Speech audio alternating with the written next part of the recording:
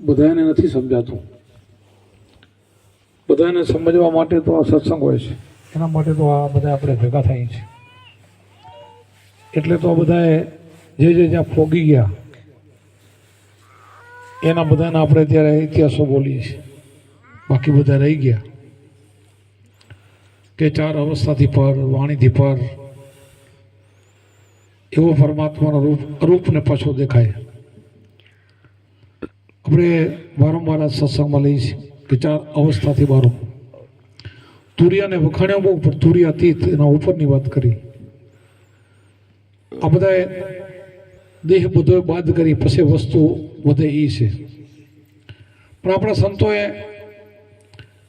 જે આપણે પહેલી ચોપડી ભણવા વાળું હોય તો એને બીજીનું જ્ઞાન ન હોય, પછી બીજી ત્રીજી આગળ ચોથી પાંચમી 10મી મેટ્રિકમાં ગયા પછી એને કોલેજનું એને ભાન નથી હોતું. એમ કોલેજ ભણી ગયા પછી એને આગળનું ડિગ્રીનું ભાન નથી હોતું. એમ ઠેઠ આગળ ભણતો પહોંચી જાય પછી એ નીકળી ગયું કહેવાય. એટલે આપણે સત્સંગ બધા માણસને બધો લાગુ ન પડે. આપણે કોઈક માણસને અત્યારે ઉપદેશ આપ્યો હોય તો ગુરુ મહારાજ એને પાયામાં રાખે. પહેલા આપણે એને મંત્ર આપવામાં આવે, પછી કીધું કે એને કહો હમ સોમ તો ખાલી ઉમરા. પણ સત્સંગ એને આપણે કહી દઈએ કે આ ઉમરા તો એ ભજન કેવી રીતે કરી શકે, એને ખબર નથી. એટલે એના માટે સાધનાની જરૂર છે. સાધના કરતાં કરતાં જેમ આપણે વાત કરીએ કે બહેનોને ખબર હોય કે ગરમ દૂધ કરીને પછી ઠંડુ કરીને મેરવણ નાખે અને પછી જાપી જાય, પછી એને છા ફેરે. માખણ આવેલી વાર છા ફેરવાની હોય, પછી એનો હોય. હવે એમાં આ વાણીને જે સમજી ગયો ને એને કાંઈ કરવાનું રહેતું નથી. તો એમાં પછી એ વાણી નથી પહોંચ્યો એને બધું કરવું પડે. જે કથણીમાંથી છૂટી ગઈ છે એને કાંઈ નથી. આપણે કુંભારામે કીધું સદગુરુએ ભેદ બતાવ્યો પિંડ બ્રહ્માથી પાર, અનહદ નાદ વાગ્યા સર્યા જીવના કાજ. એ નાદને વખાણ્યો છે. આ ભક્તે એને નાદને તોડી નાખ્યો. બધાને તુર્યાતીત બધાથી નીકળ્યું અને 100% તોડી નાખવાનું છે. એ વસ્તુ નાદ છે એ ભગવાન નથી. આ જ્યોતિ છે એ પણ ભગવાન નથી. 5 તત્વોના રંગ છે એ પણ ભગવાન નથી. એ પરમાત્મા નથી, આત્મા નથી. એના માટે આ જેમ જે માણસ નીકળી જાય એને તો કાંઈ નથી, પોતે સ્વયં છે. પછી એને શું લાગવું પડે? પોતે ખુદ આ બધું જ બાદ થઈ જાય. પછી જે વધે જે સચ્ચિદાનંદ, હું વારે કહું છું, સતચિત આનંદ જેનું આનંદ સ્વરૂપ છે, એનો હરખ, એનો આનંદ એને કહી દે કે અહીંયા પહોંચેલો છે, એ પહોંચી ગયો કહેવાય. અહીંયા પહોંચે તો એને આ કાંઈ જરૂર નથી. પણ બધાને આપણને રખાવવા માટે ઘર છે. જીવન જેમ કીધું, જીવને રાખી જ્યાં વાગે અને હથુર. એમાં કુંભારામાં આપણે એને રાખ્યા છે કે એમાં રહી જાઓ તો તમે નીચા ના આવો, અને એમાં રહી જાઓ તો ઉપરના સ્ટેજમાં તમે જાતા રહ્યો. એટલા માટે બધા સાધનોની જરૂર છે. અહીંયા પોગી ગયો ને એનું કામ થઈ ગયું છે. નાદ છે એ પરમાત્માનું સ્વરૂપ છે એવું નથી કોઈ સંતે કીધું. બધાએ બાકાત કર્યું છે, બધું જ કાઢી નાખ્યું છે. મંત્રને પણ કાઢી નાખ્યા. પણ તમારો અસલી છે આ બોલે કે એ પાછો વાણી છે, એ નથી. આપણે કઈ બોલે એ બીજું નથી, છે પરમેશ્વર. પણ ક્યાંથી બોલે એ ઘરની વાત કરી છે કે આ 4 વાણી ક્યાંથી નીકળે છે, આ 4 અવસ્થાથી પર કોણ છે. આ બધું આપણને નિરતે જેમ આપણે ભજન કરી એટલે ખબર પડે. એમાં તો એટલા માટે તો સંતોને કહેવાનું આવ્યું છે કરોડો મક્કો બધા નથી પહોંચી શકતા. એના માટે થઈને એમાં આપણે કાંઈ નરમે નથી પડવાનું, નિરાશે નથી થવાનું. અહીંયા ન પહોંચ્યો તો તમારું કામ નથી થયું ને તો આપણે બીજો જન્મ પાછો માણસનો થાય છે. એ સંતો એટલે આશ્વાસન દીધું. ગીતામાં લખ્યું કૃષ્ણ ભગવાને બહુ જન્મને અંત થાય.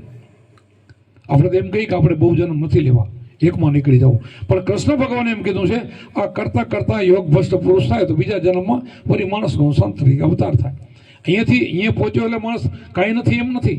પણ આ સંતો કેટરને પહોંચી ગયા એને બોલ્યા છે કે આ કાંઈ નથી અને 100% નથી. હું એ કહું છું એના માટે પહોંચવા માટે એ જગ્યાએ બધાએ પહોંચી જાય એવું પાછું નથી. બધાની કમાઈ એવી હોતી નથી. બધાએ કમાઈ હોય તો એને બધાએ ભગવાન દેખાવા જોઈએ.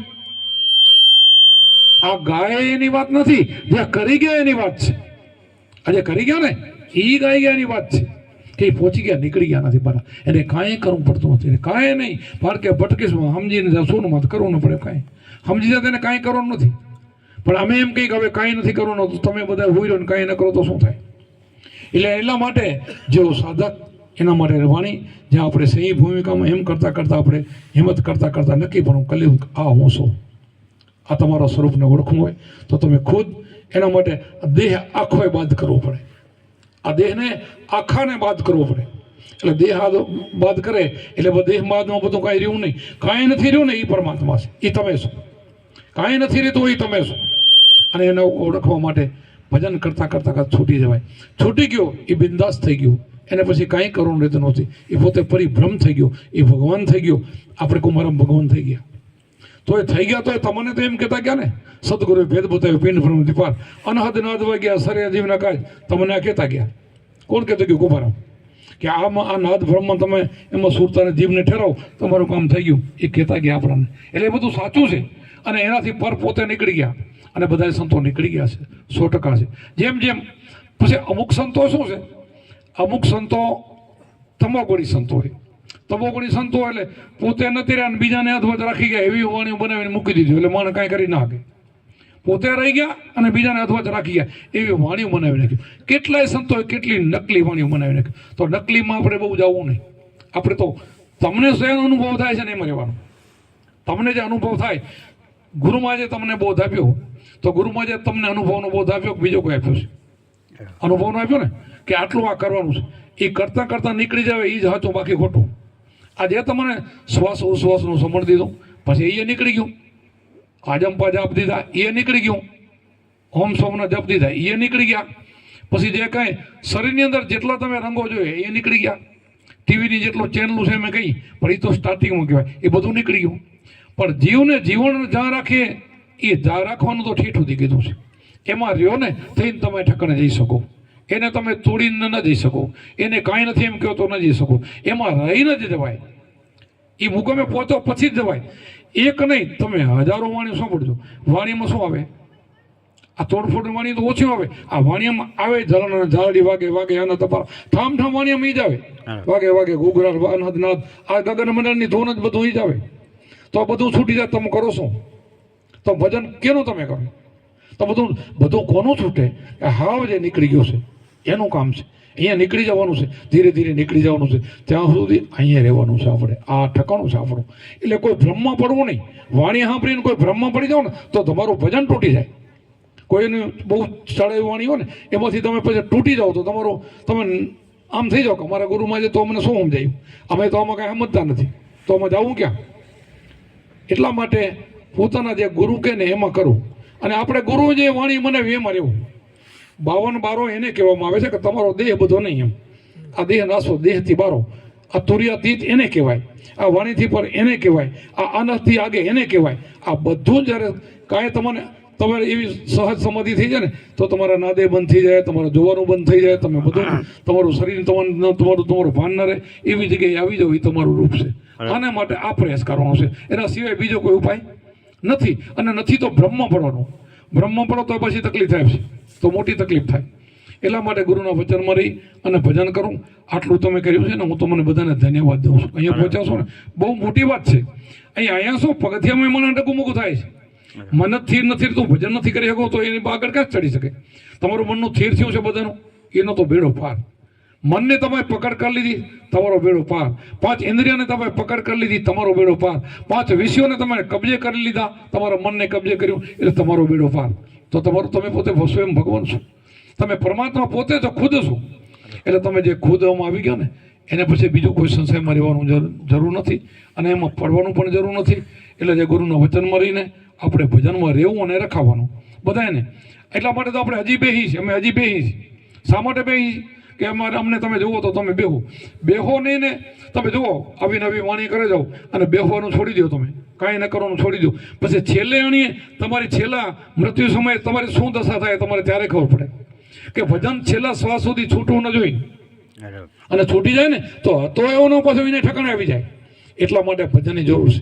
એ લોકોએ પહોંચી, આ લોકોએ ભલાવી વાણીઓ કર્યું એને ધન્યવાદ કહેવાય. પણ એમાં જઈને આપણે બધું મૂકી દેવાનું નથી. આમાં રહેવાનું છે. નહીં રહી તો પાછા ફરી અધકચરી ઘણી થઈ જાય આપણી.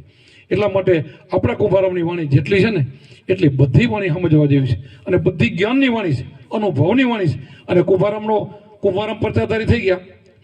અમે તમને આ સમજાવી રહ્યા, આટલું સમજાવી છે ને તો અમારા પરચા થવાના છે. આ થવાના છે, તમને સમજાય છે ને? આ કોઈક બીજો બોલે રહ્યો, હા સુખુભા નથી બોલતા, થવાના છે. એ થાય એ પહોંચી ગયો છે, સમજી લેવાનું. આપણે તમને બધાને પહોંચાડીને પહોંચવાનું, તમે બધા પહોંચી જવાના. પણ જરાય સંશય રાખ્યા વગર જે ગુરુએ આપણને ભેદ દીધો છે એ ભેદથી જ આપણે ગગન ચડી. ભેદ વગર ચડી શકો? ગુરુના ભેદથી ગગન ચડ્યા દેખ્યા ખેલા પરા. કોને કીધું? કુંભારામે. ગુરુના ભેદની વાત કરી કે ન કરી? આ ભેદથી ચડાય, બીજે નહીં. ગગન ચડવાની તો ગગનની અંદર તો બધા ખેલ છે, તો એ ખેલ નથી તોડી નાખે તો તમે કયા ખેલમાં જશો? પછી એ સ્વરૂપમાં જવાનું છે. તો એમાં તો રોજ આપણે નિત્ય રહેવાનું છે, આ નિત્ય કરવાનું છે. અને આ વાણી કરીને તો આ સત્સંગ કરવાની ક્યાં જરૂરી લ્યો? આ વાણી પહોંચો એને સત્સંગ ક્યાં કરવાની જરૂર છે કાંઈ? એટલે ક્યારે પણ કોઈ બ્રહ્મ પડ્યા સિવાય ખૂબ આનંદથી ભજન કરજો, આનંદ કરજો, મોજ કરજો. આ બોલે એ બીજું નથી, છે પરમેશ્વર પોતે. અજ્ઞાની અર્ગાજીને ગોતે જે આસલી ઘર છે ને આનંદ કરે, અહીંયાથી વાણી નીકળે છે. એ તુર્યાતીત એને કહેવામાં આવે છે, 52 થી 12 એને કહેવામાં આવે છે. આ બધાથી અલગ એ છે, આ નાદથી પણ એ ઉપર છે, અને એનું ભજન તમે કરી રહ્યા છો. બોલો સતગુરુદેવ કી જય હો.